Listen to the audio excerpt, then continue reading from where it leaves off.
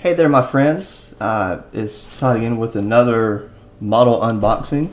This time I'm going to be unboxing Hasegawa's Focke-Wulf 190 A-8 kit.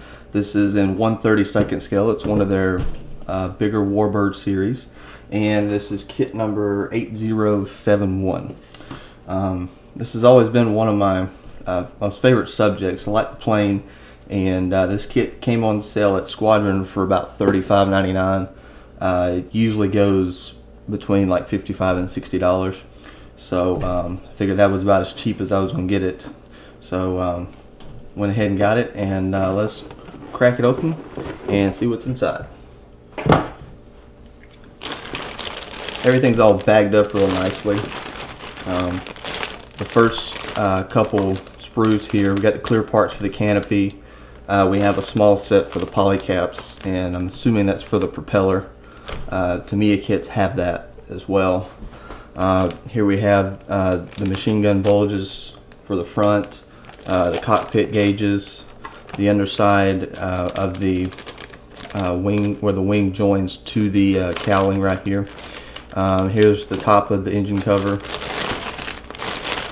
We got wheels, some fuel drop tanks, and just some various small other parts. We got a pilot figure right here.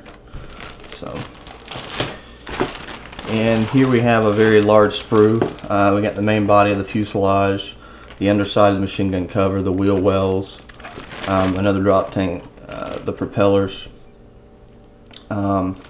Here's the engine. It does have a partial engine with it. One thing I noticed is that the moving surfaces, like the rudder and the elevators, are fixed. They're molded, which is kind of a letdown for a kit this size, because they should really be a separate part. See, there's the elevators right there, but it's all excellently molded. They do really good job with their moldings, and as far as accuracy goes, they're about right up top with accuracy. They're a lot like Tamiya, except their kits are a little bit more expensive, but and they offer a greater variety than Tamiya does. A lot of their kits will be of a specific type from a specific squadron. So if you want a really obscure subject, you can either buy a separate sheet of decals, or you can usually buy one of these to still get what you're looking for. But it does not have any photo etch parts with it, which is kind of a shame, because this is a fairly large kit. I think it's going to be probably about a foot long whenever I get done with it. The wingspan is probably going to be about 13-14 inches is what I'm predicting. But here is the marking sheet.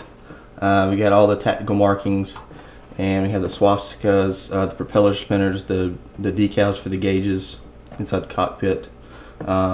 These are all, they look really nice. And here we have the instruction books, typical black and white, like most Hasegawa kits that I've seen. It's pretty simple, pretty straightforward build.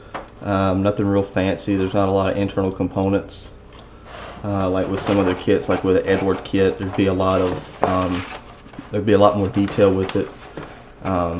And we have markings for two different planes, one from JG-54 from June of 1944, and one from JG-5 over Norway in February of 1945. So I wish there was a little bit more options for it, but you can always find a lot of aftermarket parts for these kits. The paint scheme is in the standard RLM 74, 75, 76. All the paints they recommend are Gunzi Sanyo, which is typical Hasegawa. That's nice, but if you live in the U.S., Gunzi Sanyo paints are not really easy to come by, and when you can find them, they're pretty expensive. But you know, that's all right. Tamiya kits only recommend Tamiya paints, so I guess that's not really that big a deal. But that's it for this kit. I'm not going to start on it right away, because I have a couple other projects I'm working on, and I'd really like to get some detail kits for this. It has about, I think, about 120 parts for it, but it just feels wrong to just put this together out of the box when you can just pack a lot more detail. Like the seat belts aren't there. That should be a separate photo etch part. This little aerial antenna under the bottom would be a nice photo etch part.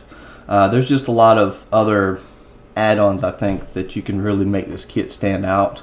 A lot of the wiring in the engine, and with it being a 1/32 scale, it's a lot bigger size, so it's a lot easier to build and add those small detail parts because it's just easier to see them. So that's it for this kit. I will get started on it when I get my 2 other projects knocked out. And thank you all for watching, and have a happy and safe 4th of July. Take care now.